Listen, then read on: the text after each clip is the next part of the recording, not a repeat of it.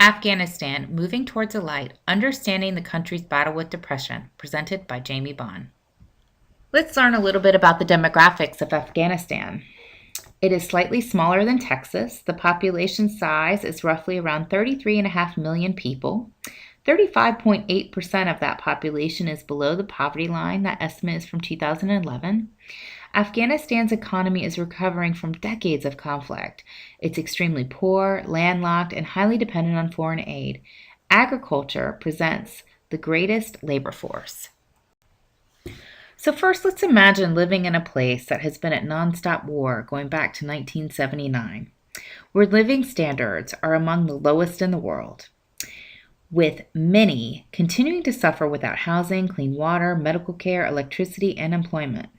Not to mention the absolute uncertainty of your safety and well-being. The constant feeling of unease, the lack of everyday means and resources, the constant reminder of war and destruction is almost everywhere.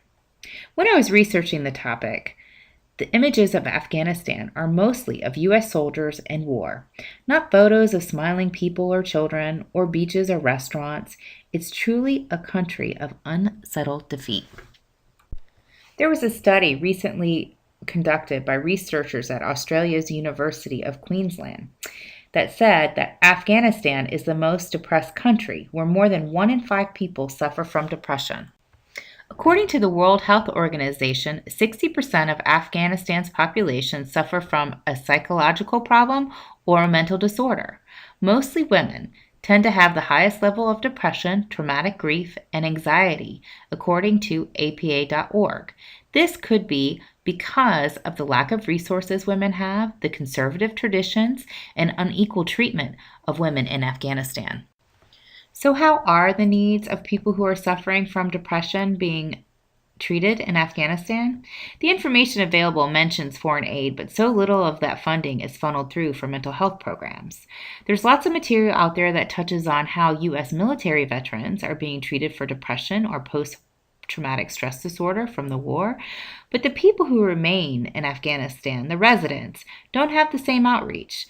The country as a whole does little to help people overcome depression. The people who are also suffering from depression need to overcome the social stigma that comes with depression as well.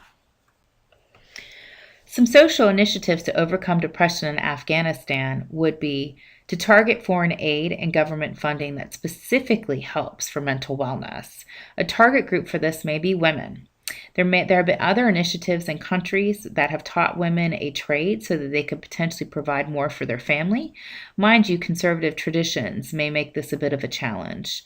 Smaller workshops that provide coping skills, as well as potentially rebuilding communities with housing and clean water, is another initiative. Another one, which I think would be a benefit, may be a literacy campaign to get people reading and writing. Nothing happens overnight. There's almost 40 years worth of damage to the people of Afghanistan.